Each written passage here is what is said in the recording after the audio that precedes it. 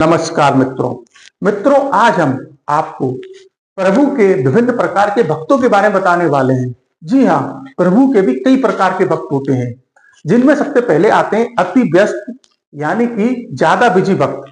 तो देखिए ये भक्त कैसे होते हैं। ये भक्त ऐसे होते हैं जो मंदिर में प्रवेश करते ही अपने एक हाथ में मोबाइल लेके और बातें करना शुरू कर देते हैं। इनके पास प्रभु की भक्ति करने के लिए 5-10 मिनट का समय नहीं होता है और ये एक हाथ से मोबाइल अपने कान में लगा के और पूरे मंदिर में भगवान को दर्शन करके अपनी पूजा अर्चना कर लेते हैं। अगर इनको प्रभु को जल चढ़ाना होता है तो भी इनके एक हाथ में मोबाइल होता है और एक हाथ में गंगा सागर होता है और ये मोबाइल पे बात करते करते अपने व्यापार की सारी बातें करते करते प्रभु को जल चढ़ा लेते हैं, प्रभु की पूरी पूजा अर्चना कर लेते हैं। इनके पास प्रभु के लिए भी 5 से 10 मिनट का समय नहीं होता है। तो देखिए प्रभु कभी ये नहीं कहते हैं कि आप मेरे लिए आधे घंटा 1 घंटे का समय निकालिए और फिर आप मेरी पूजा अर्चना कीजिए। प्रभु भी कहते हैं कि कर्म प्रधान है, कर्म पहले करना चाहिए। लेकिन अगर आप मेरी भक्ति कर रहे हैं, अगर आप मेरी पूजा कर रहे हैं तो भले ही आप 2 मिनट का समय निकालें, लेकिन वो समय ऐसा होना चाहिए जिसमें मेरे और आपके बीच में कोई अन्य नहीं आना चाहिए। उस समय भक्त का जो भाव है वो प्रभु के प्रति पूर्ण होना चाहिए। तो अब भक्ति का फल अब और ज्यादा मिलता है। ऐसा नहीं है कि जो लोग मोबाइल लेके बात करते हुए प्रभु की भक्ति कर रहे हैं उनके मन में प्रभु का भाव नहीं है, लेकिन ये सच्ची श्रद्धा नहीं होती है और ये समाज में एक गलत संदेश पहुंचाती है। इसलिए कभी भी प्रभु की पूजा अर्चना करें तो कृपया करके अपने उस मोबाइल को विश्राम दें और उसे अपनी पॉकेट में रखें और फिर प्रभु की पूजा करें। अब जो इसमें दूसरे भक्त आते हैं वो आते हैं आपके प्रभु से लिपट जाने वाले और प्रभु को ना छोड़ने वाले। तो देखिए आप मंदिर में जाते होंगे तो कई प्रकार के भक्त होते हैं। अब उसमें कुछ भक्त ऐसे होते हैं जिनको स्कूल जाना होता है, जिनको कॉलेज जाना होता है, जिनको नौकरी पे जाना होता है या जिनको अपने व्यापार पे जाना होता है, दुकानें खोलनी होती हैं, तो उनको थोड़ी जल्दबाजी होती है।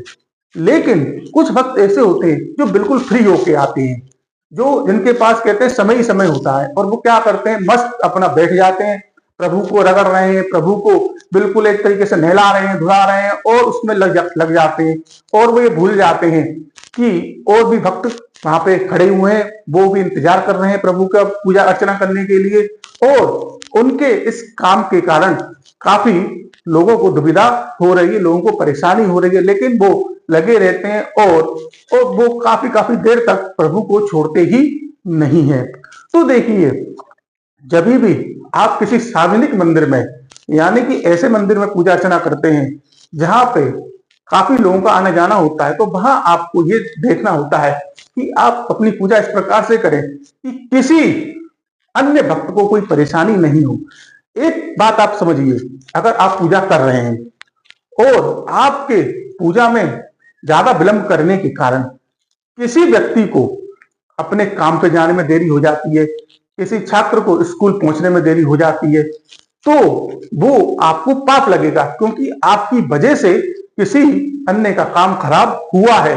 तो वहां आपको फल मिलने की जगह पे पाप मिलेगा। इसलिए आप हमेशा जब भी ऐसे किसी सार्वजनिक मंदिर में पूजा कर रहे हो तो ये ध्यान दें कि आपकी वजह से किसी अन्य भक्त को परेशानी नहीं हो। हाँ, आप अपने घर पे पूजा कर रहे हैं तो कोई बात नहीं है, आप आधी घंटा या 1 घंटा लगाइए, क्योंकि उससे किसी अन्य को कोई दिक्कत नहीं होगी।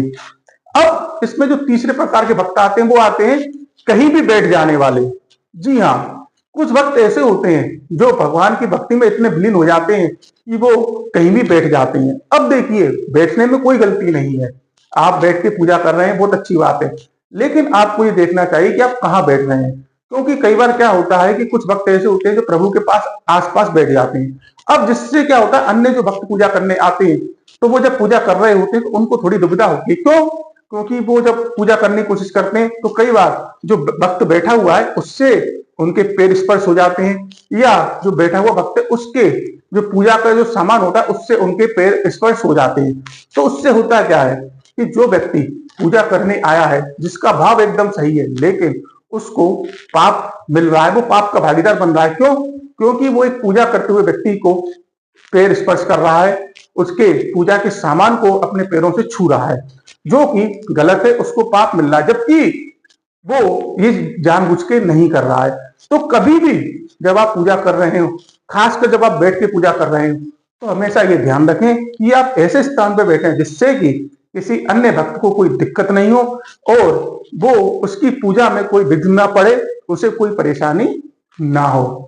अब जो चौथे प्रकार के भक्त आते हैं, वो आते हैं जल की बर्बादी करने वाले। जी हाँ, कुछ भक्त ऐसे होते हैं जो प्रभु को ऐसे जल चढ़ाने की कोशिश करते हैं जैसे कि वही प्रभु को नहलाएंगे, इससे पहले प्रभु कभी नहाए भी नहीं थे और शायद इसके बाद भी कभी नहीं नहाएंगे, और वो इतने जल का दुरुपयोग करते हैं।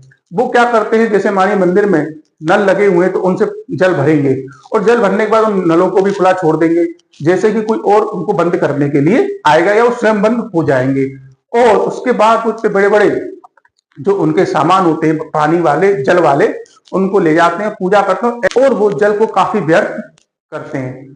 तो देखिए, प्रभु कभी भी ये नहीं कहते हैं कि आप मुझ पर भर भर के बाल्टी जल चढ़ाइए तभी मेरे आपका जो है मेरे प्रति स्नान संपूर्ण होगा। प्रभु कहते हैं आप मुझ पर 4 बूंद भी चढ़ा देंगे जल की तो वो भी मेरे लिए स्नान है, क्योंकि प्रभु कभी भी किसी चीज का दुरुपयोग करके अपनी सेवा करवाने के लिए नहीं कहते हैं। इस बात को हमेशा ध्यान रखना। प्रभु कभी नहीं ये नहीं कहते हैं कि आप जल की बर्बादी करें तभी आपकी जो पूजा संपूर्ण होगी। दूसरी बात, आप कभी भी किसी भी मंदिर में पूजा अर्चना करें तो हमेशा ये ध्यान रखें कि वो ऐसा नहीं है मंदिर जो है किसी अन्य की संपत्ति है। जब आप उसमें पूजा कर रहे हैं तो वो आपकी भी संपत्ति है, वो आपका भी उससे पूरा हक बनता है। तो जब भी आप मानिए जल भर रहे हैं तो ये सुनिश्चित करें कि वो जल व्यर्थ नहीं होना चाहिए, वो जल फालतू में नहीं बहना चाहिए, क्योंकि फिर जब जल की कमी हो जाती है तो फिर ये यही भक्त जो है मंदिर प्रशासन की आलोचना करते हैं, बुराई करते हैं कि देखिए कैसी व्यवस्था है, यहाँ पे जल भी पूर्ण रूप से नहीं मिलता है, हमको पूजा करने के लिए जल की भी उचित व्यवस्था नहीं है। तो जब आप जल की बर्बादी कर रहे थे तब आपके मस्तिष्क में सवाल क्यों नहीं आया कि मैं तो इस जल को बर्बाद कर रहा था, अगर मैं इस जल को बर्बाद नहीं करता तो आज हमें जल की कमी नहीं होती। तो ये चीज आपको ध्यान रखनी चाहिए कि जब भी आप किसी भी मंदिर में अपने आसपास पूजा अर्चना करने जाते हैं तो ये सुनिश्चित करना चाहिए कि उस मंदिर की सभी चीजें आपकी भी संपत्ति है, उन पे आपका भी पूरा हक है, उनको सुरक्षित रखना आपकी भी जिम्मेदारी है। केवल मंदिर प्रशासन की ही जिम्मेदारी नहीं है कि उन चीजों को वो सही रखे। क्यों? क्योंकि आप एक भक्त हैं और आप वहां पर नित्य प्रतिदिन पूजा अर्चना करने जा रहे हैं। तो ये चीजें आपको सोचनी चाहिए, इनके बारे में आपको समझना चाहिए कि कभी भी आप मंदिर में पूजा करने जाएं तो जल को बर्बाद ना करें। भले ही आप थोड़ा सा जल चढ़ा लें, वो भी आपकी पूजा के लिए उचित माना जाता है, प्रभु उसमें ही खुश हो जाते हैं। तो हमारे इस वीडियो का उद्देश्य सिर्फ इतना है कि जब भी आप प्रभु की पूजा करें, प्रभु की सेवा करें, तो ये सुनिश्चित करें कि भले ही 5 मिनट या 10 मिनट करें, लेकिन उस दौरान प्रभु के और आपके बीच में कोई नहीं आना चाहिए और आपकी पूजा पूर्ण निष्ठा के साथ होनी चाहिए। दूसरी बात, जब भी आप प्रभु की पूजा अर्चना करें तो ये देख लें कि आपकी पूजा अर्चना करने से किसी तीसरे व्यक्ति को परेशानी तो नहीं हो रही है, किसी अन्य भक्त को कोई दिक्कत तो नहीं हो रही है। अगर आपका भाव पूरा है लेकिन आपकी पूजा के कारण किसी अन्य भक्त को दिक्कत हो रही है ना, तो आप पाप कर रहे हैं। तो ये चीजें आप सुनिश्चित करें। और एक बात, अगर हमारी बातों से किसी को बुरा लगा हो तो उसके लिए हम क्षमा प्रार्थी हैं, अगर हमने कुछ गलत कहा हो तो उसके लिए हम क्षमा प्रार्थी हैं। देखिए, हम भी एक भक्त हैं और हम चीजों को नित्य प्रतिदिन देखते हैं, उनको महसूस करते हैं। तो हमारे मन में ये बात आई कि लोग आज के समय में कुछ गलतियां कर रहे हैं जिन्हें नहीं करना चाहिए, जिन्हें नहीं दोहराना चाहिए, इसलिए हमने अपनी बात आपके सामने रखी। तो पुनः हम क्षमा प्रार्थी, अगर हमसे कोई गलती हुई है, लेकिन सत्य कड़वा होता है और उसको कहना परम आवश्यक होता है। नमस्कार।